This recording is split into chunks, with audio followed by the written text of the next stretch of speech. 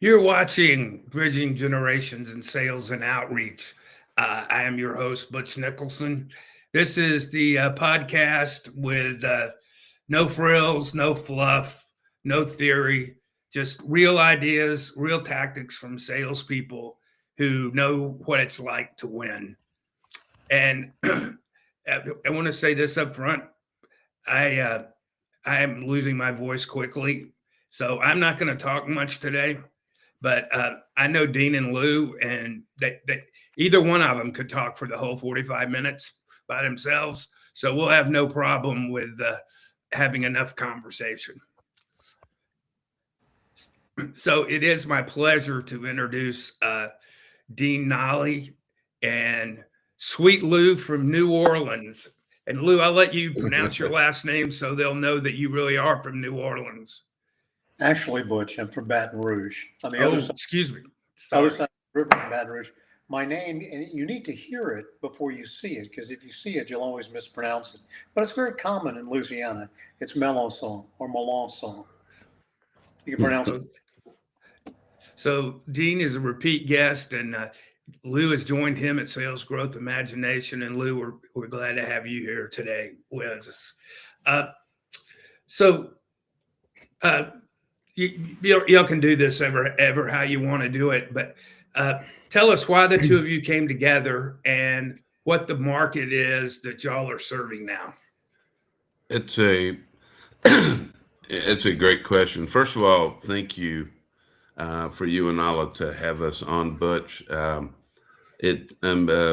know you're struggling with the voice, and that's unfortunately because we all wanted to hear your Vanna White voice. I really missed that part.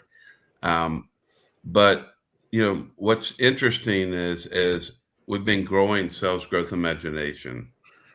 We've been trying to find a broader way to touch a lot more different type of customers, and you'll hear today what we're doing with the training to do that. But interesting enough, I've had the pleasure to know Lou for a number of years, and I've been blessed to have him as a sales leader, a very successful sales leader in several organizations, an unbelievable individual contributor, which, as you know, it's, I think, difficult for people to do both, meaning leadership and to go out and actually produce and be a great individual achiever. But he also has an extensive background as a corporate trainer.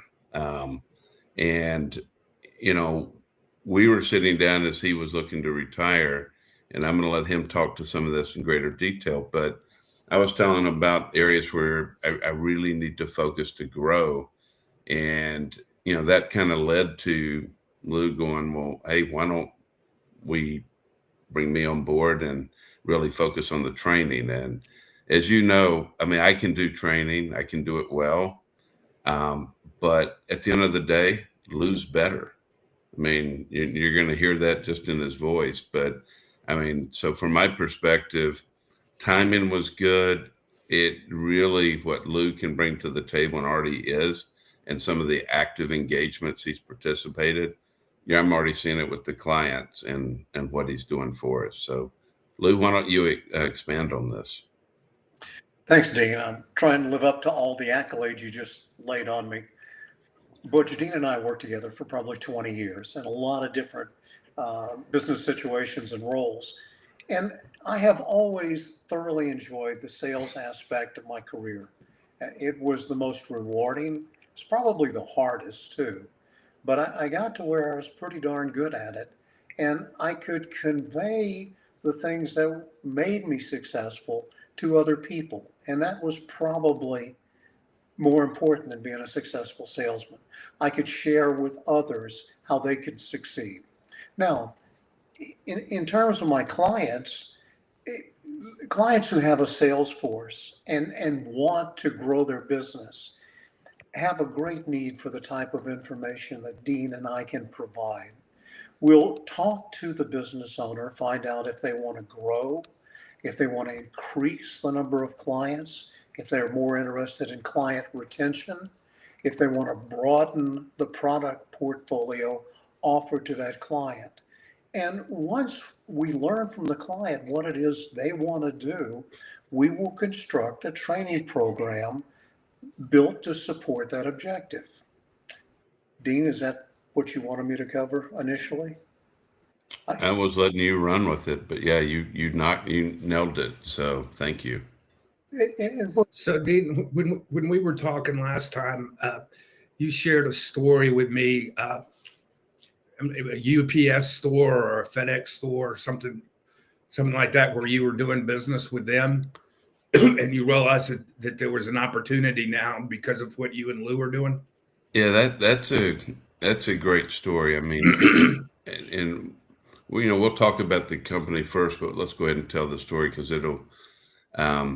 When you think about the sales training, and I'm not going to steal the thunder of what it really means with individual-based sales training and coaching wrapped around, that's going to be something that we'll cover towards as we move through the show. But I was, as you know, my wife likes to shop.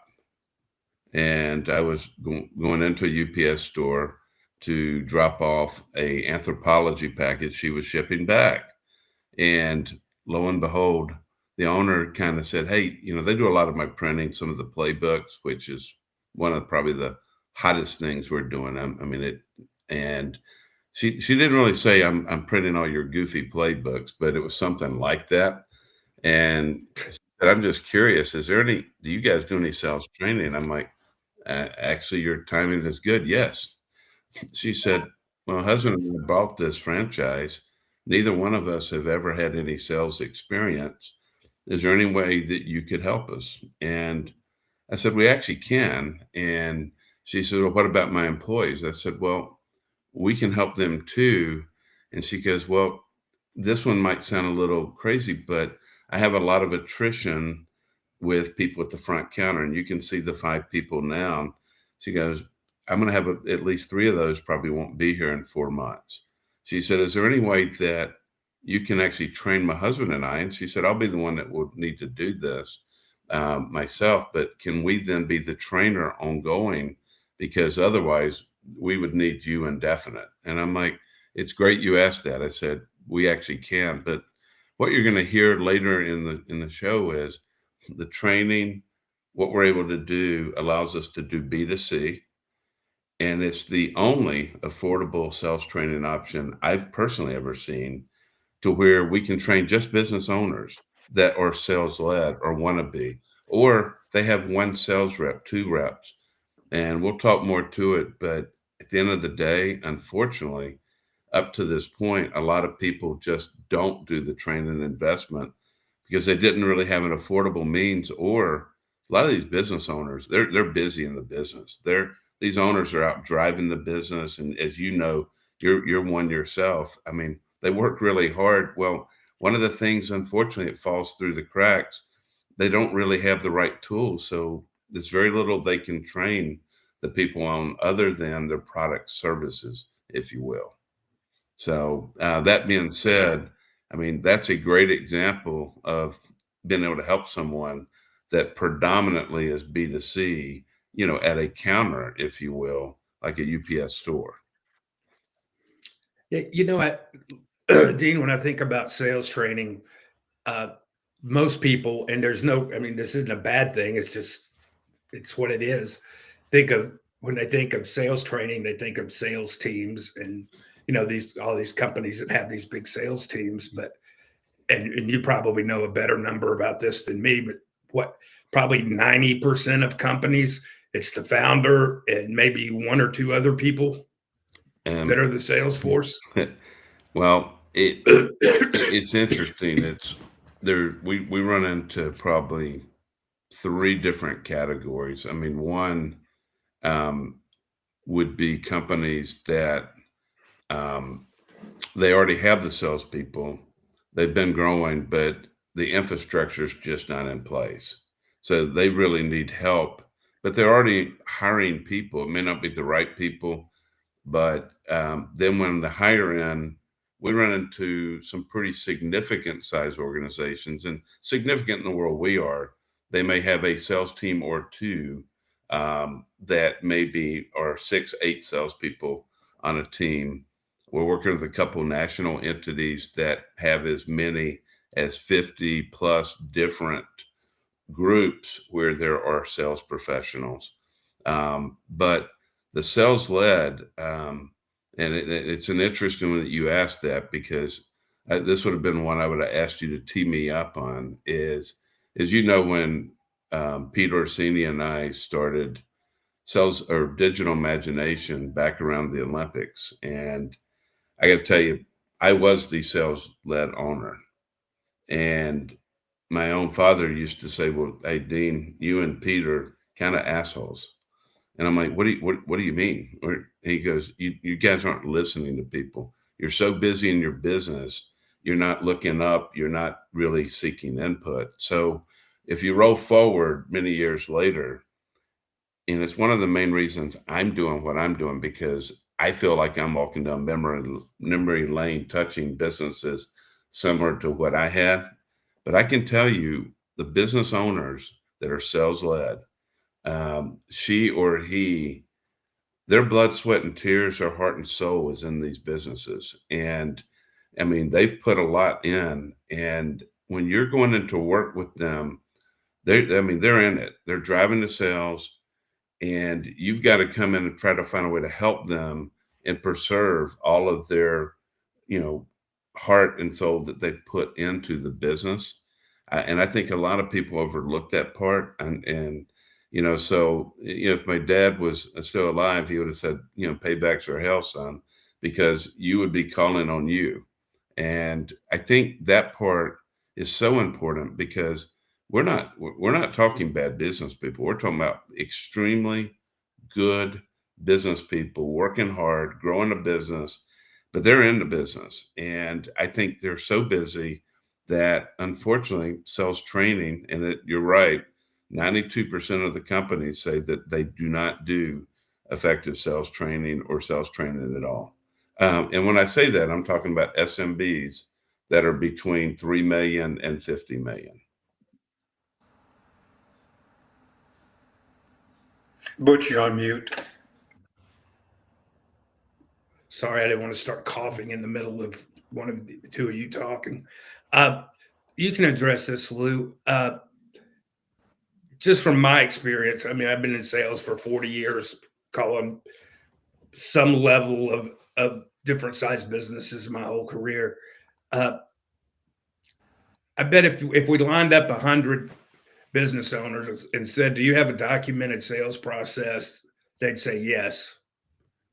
And if we said, "What is it?" maybe 5 of them could tell us. Yeah, and that's very true, Butch.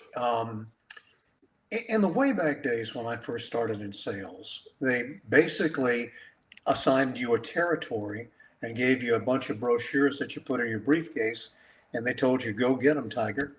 And the first decision you had to make as a sales rep in the way back days was, as you got to the edge of the parking lot, do I turn left or do I turn right? And it was a shame, because we killed a lot of young people by not training them. So that the next thing that happened was training courses popped up. I remember a young man telling me about his first training course. 3 or 4 people from his company went to this training program, and 3 or 4 people from 3 or 4 other companies got together. Now, they were all in different businesses. Consequently, the training program wasn't specific to anyone's real needs for their industry. And that was a shame, but they did get some information. I'll tell you a little bit about our approach. We do believe, to answer your question, that you need to have a sales process. And that sales process starts with prospecting, then reaching out to the client, having a value proposition on your product, a presentation, and a reason to move forward. If you don't mind, I'd like to expand on that a little bit. Is that okay? Okay, the way we are doing training now is we looked at all the things that were available, and we said, okay, do we take our personal experience, mine and Dean's, and share it with people? Yeah, that'll work to an extent, but let's look what's out there to use for training. we ran into a group called the Rain Group. They are a company that writes training courses. And they don't write them just off the top of their head. They survey a lot of businesses and say, why did you buy from this company rather than that one? Why did you pay attention to this rep rather than that one? So we looked at their course and really, really liked the content. But what was more attractive to us is instead of asking a business owner to go and attend a course with 6 other business owners or salesmen to go attend a course with a bunch of salesmen, we said that's not the right way to do it. It needs to be much more personalized to the business and to the individual. Now, the other thing that was happening, Butch, is when you go to these courses where you sit down for a day or two for a training course, they charge you easily $1,000, $2,000, $3,000 to get this. That's ridiculously expensive. So we came up with the approach that we would use the RAIN Group's personalized training, which is delivered through video. It's an online course and they're broken into 1-hour modules. And you take them at any time that's convenient for you. Take them at night, take them during the business day, take them on the weekend. And you sit down and you go through the course with an instructor giving you the information. And then there's lessons that you take. Now, all of that's a great idea, but does it stick? That's where Dean and I come in. Once a week, we sit down with our students, usually no more than 3 or 4. If you get beyond 3 or 4, you water it down and you don't get a chance to really drill down and help the person. We sit down and we take what they learned that week and apply it to their business. We talk about how they would approach prospects. So there's kind of an overview. Now, what does this cost? This is the amazing thing. RAIN Group offers over 70 sales courses, and they charge each attendee $985 per year. Now, of those 70 courses, 46 are aimed at sales. Heck, 6 of them are aimed at prospecting. 14 of them are aimed at developing sales management and how to manage a sales force. And you get all of that for $985 a year. That breaks down to about $20 per course. That's incredible how much information you get. So I think that answers the question you were asking about how we deal with their sales process and help them develop it. Did we cover it to your satisfaction? Yeah, thanks, Lou. Appreciate it. Dean, you talk about architecture in a box, architect in a box. Tell our audience about your what's in the box. Well, and that's a great question. It's not Jack in the box, but it could be Lou in the box. Be a big box. As you know, we went through a tough time from July through October with my mom and the Lewy body kicking in, and unfortunately losing, a extremely important person in my life and probably my best friend. But the one thing that happened during that is a lot of time to reflect on, what are you doing well? What are you not? And one of the parts that, as we were building out the sales training, it really allowed us to get to B2C, helping owners themselves, a lot of different ways to affordably help salespeople. And, we built that as a sales builder in a box. So you kind of have a trainer, sales manager, tying it to performance. Well, we looked at this and said, the other 2 areas in the business that are probably most relevant where we help clients the most. One is with what we do with sales playbooks. And, I've always, if you go back through my career, as you know, whether it was corporate early on or then with my, Menlo Park, Silicon Valley startups or my own companies with Pete Orsini, Digital Imagination, starting, selling those, living in the PE world. The one thing I realized is I always like to build things. And, so you'll even see in my title, I took out the, like you said earlier, let's get the fluff out. You don't see the founder, CEO. I'm calling myself a sales growth architect because I like building things. So we said, in the playbook, how do we work with Drew Williams, a sales playbook builder AI? Such a great partner. Matter of fact, I'm on a podcast series with him this afternoon, and just a great partner. But we did something similar with playbooks that we did in training. We said, how do you make this affordable? Because I was trying to take a playbook that is off the charts with about 40 hours of my time, not to mention how many resources on the client. But you're building out a playbook there that would look like a employee handbook would look in HR for a larger company. What we said is, how do we break that down? Because every company needs a playbook. How do we, affordably do that? So we came up with 4 different approaches with playbooks that would be akin to what we're doing in training. And that allows someone in B2C with minimal efforts on our part, or you take a lot of the consulting out, and we kind of project manage them to help them build it out effectively. And then there's a series of 4 different playbooks, but probably most important is Drew Williams stepped up because I said, the one thing we don't want is to build a playbook that ever becomes static. And what I mean is if it's not continuously updated each year, it's going to get outdated. And he's worked with us to make that affordable. So each year we can go in for several $1,000s and update a playbook with the client so that it's always relevant. So that's really where we came up with the architect in a box. And we did the same thing with, as I think and Lou, when I'm dealing with most of the clients, I'm in a full discovery mode. And probably the most important thing that I do when in a, say, I'm going to call it $5 to $50 million company, we're coming in with a discovery. And I was on 3 calls this week with business owners that, 2 of them are onboarding already, where they're reassessing because they have a belief of where they think their issues are.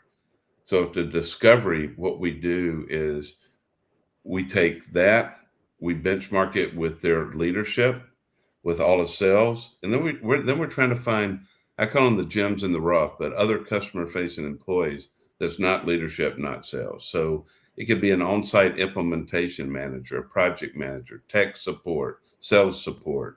It could be a shipping manager, but we're trying to find people that are touching the customer because, one, the clients probably trust them more than they do sales or leaders. But 2, it's a voice that may not have ever been heard. They may not have brought up issues. Leadership may not have listened to them. But we bring that in. We build out a gap analysis that leads to one-on-ones. And then from there, you prioritize and you really build out the deliverables and roadmap of the work that needs to be done. And I think with the training, Lou and I were talking about this morning as we're getting prepared. Once again, you back up and you go, how do you help owners? Well, I do the discoveries as a standalone now, and I give that intellectual property to the owners because what I've found, some of the owners need this for clarity. And they're going, hey, it's just not the right time to go and do a long-term engagement. I don't want to make that investment. I don't have the time. And, so let's table it. Well, they still have the intellectual investment. Or what I see with sales led, to your earlier question, a lot of times they want to do it themselves. Perfectly fine. And I always joke with this, as you know, but, when I do the discoveries, there's a lot of truths that come out that don't make me necessarily a popular person at times. So they may not like me, and that's okay. If they don't, I will help them get another advisor or someone that can help them with the roadmap that's already built.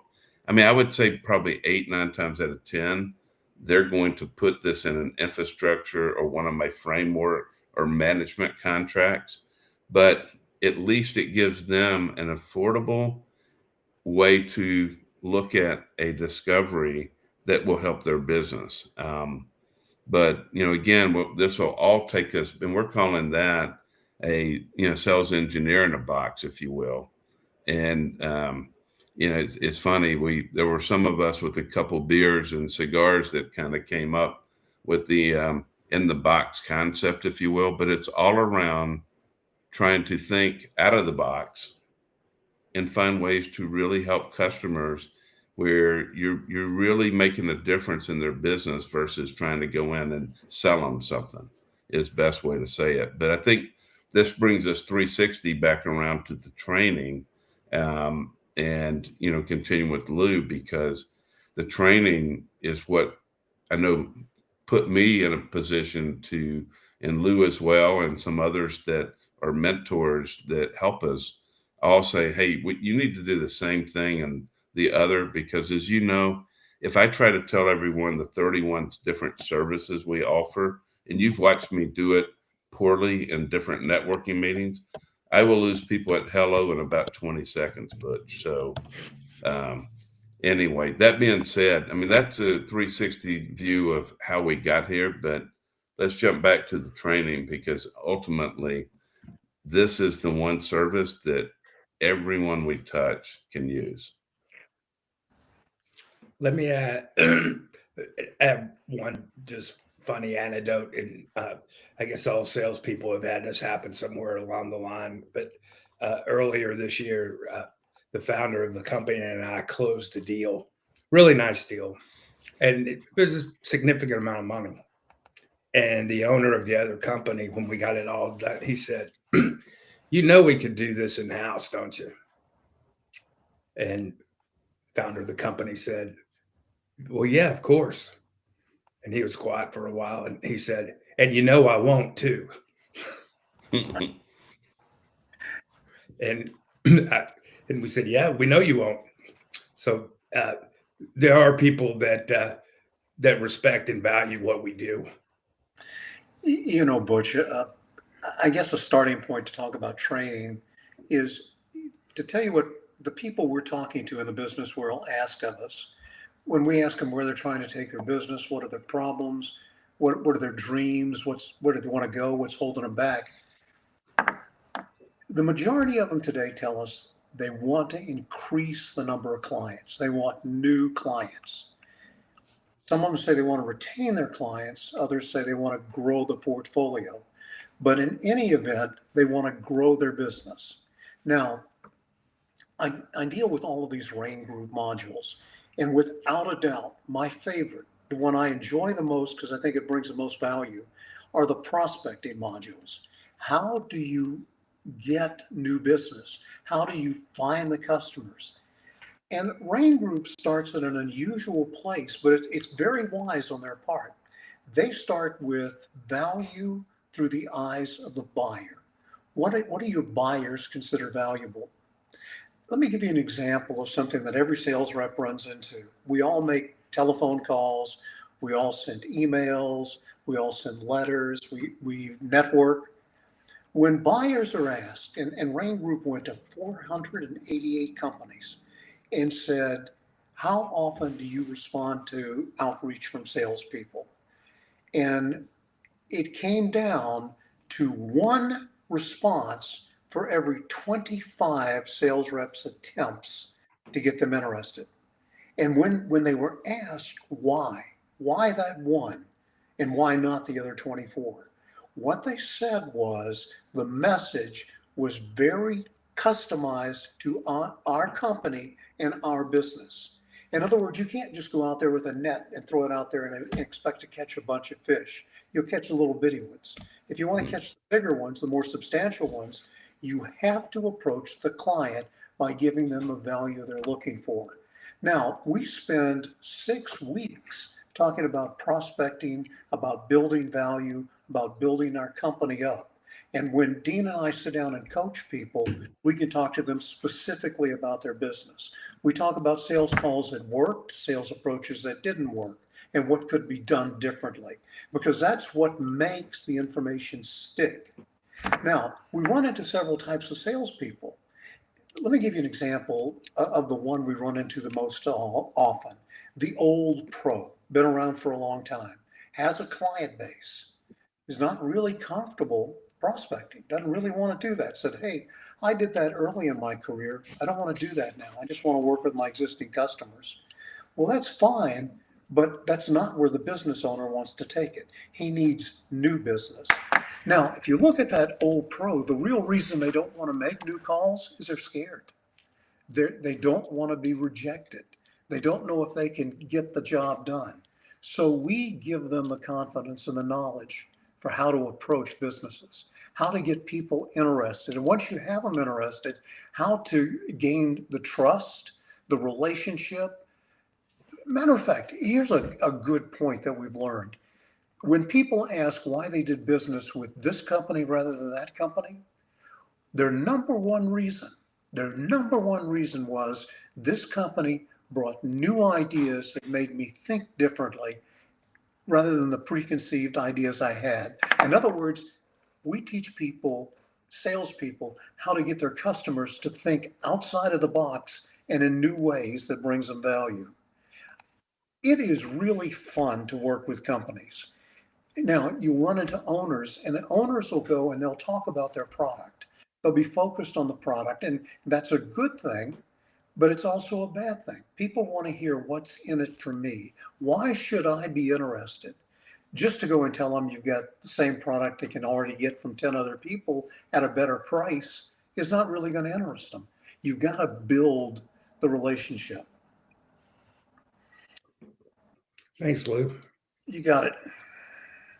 Dean, is there something that we haven't talked about that you would like to talk about before we wrap up? I think probably the biggest thing is the goal in 2025, and I can tell you we're sitting here today on the 19th.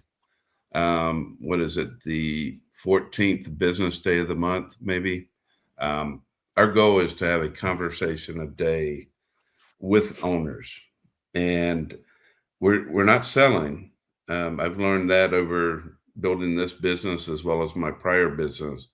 It's about educating, about having conversations, and unfortunately, the world I'm in, and I think we've all seen the movie Animal House.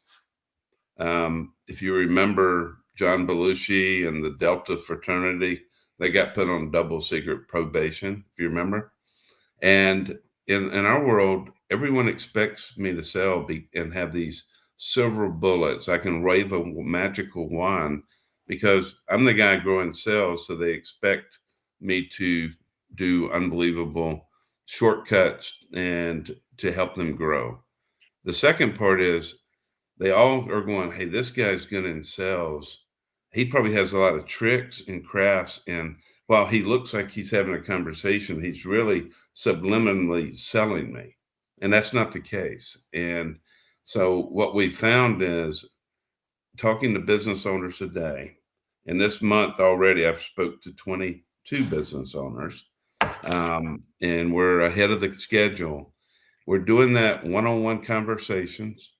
Every trusted advisor that Lou and I are networking with, which are far exceeds, as you know, 400 that I think want to help us now. And that number continues to grow. We've now expanded into a lot of workshops. While we're doing a few on webinars, most of these are face-to-face in Atlanta. So there's a few in January, but those are more closed where I'm actually speaking with Vistage chairs and their groups. But as we hit February, already on February 10th and February 13th, there are workshops around growing sales. And in that case, we're very blessed because Gordon Ho, the founder of Rainmaker Dots, who's also a Vistage speaker, but in his case, he's at a different level than what I would be. I'm a guy that does workshops. He's more like of an entertainer and actor. I mean, this guy is that good. He's out of Kansas City. He's going to be here with us, and it's all about what he's doing is showing people how to find owners and make money through LinkedIn, which I personally don't do much of that myself. So you're going to see as we go through 2026, there will be a minimum of 2 educational workshops. Our commit of anyone that wants to have a conversation, we're going to open up and have a very open conversation to help them. I know there's people that do what I do that says that's not smart because we're going to give out a lot of free nuggets. I think Lou and I have come to the conclusion that if we're going to help people and be servant leaders, it's okay to give them free nuggets. And if those free nuggets or free PDFs that we provide, they can use those and they don't hire us, that means they didn't need us in the first place. So that is our servant approach. And I can tell you, anyone that calls, it's a safe environment. It's to have a conversation, and we're going to try to help them any way we can. And that's probably the most important message of what we're doing. And those that know us know that we've been doing that this year, and it served us extremely well. Thanks, Dean. Lou, you want to add anything to that? Yeah, kind of in conclusion, I would. Summarizing what we do, we help our clients get people interested in their business and their products.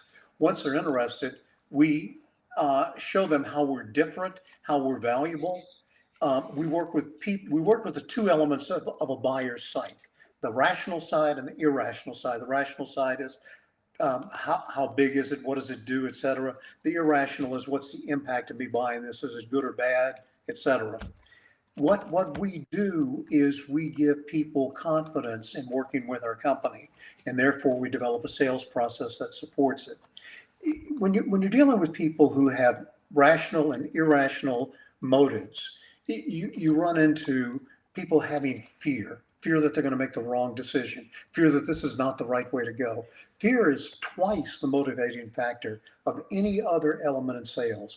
And we teach how to build confidence, build surety, overcome fear in our sales process. The net is we put a great emphasis on prospecting, on building relationships, on differentiating, and showing people how the solution we're offering or the concept we've got is better for them than the status quo, and that they need to move forward. And we can teach the sales rep or we can teach the sales manager. And we have a very good success record. So anybody who wants help with sales, let us know. So as we wrap up here, Lou, what's the if somebody wants to get in touch with you, what's the best way for them to do it? The easiest way is email, because a lot of times we don't take phone calls if we don't recognize the number anymore. But if you just send an email to lou@salesimagination.com, I'll respond quickly. And how about you, Dean? And it's dean@salesgrowthimagination.com. As you know, we've launched the new website as well. Jeff Evans at J. Vincent Creative, who I believe you know, what a fabulous job. Yeah. Him and Dimitri and then Steve Youngblood have been blessed with 3 close friends that have done a fabulous job. But you can go to salesgrowthimagination.com and you're going to see all of the services. I think we now are showing 21 customer testimonials. We do not have one client that we've touched or touching that won't put their name on us, which we want to continue that trend. It's a great way to put your head in the pillow, but they can also reach out on my cell at 404-307-1841. Because again, we just want to have a conversation. And we also are smart enough to know that business owners know other business owners. So, Thanks, Dean. Thanks, Lou. Appreciate you being on here today. As I promised when we started, there was no fluff here, and I don't believe you heard any fluff today. So this is our last show of the year. We're going to take off until January the 16th. We have some new exciting guests and some other surprises for you starting in the middle of January. So Wish you and yours the best. Have a great holiday, and we look forward to seeing you in 2026. Thanks, Hey, Butch. thanks so much, Butch. Merry Christmas. Happy Merry New Christmas. Year.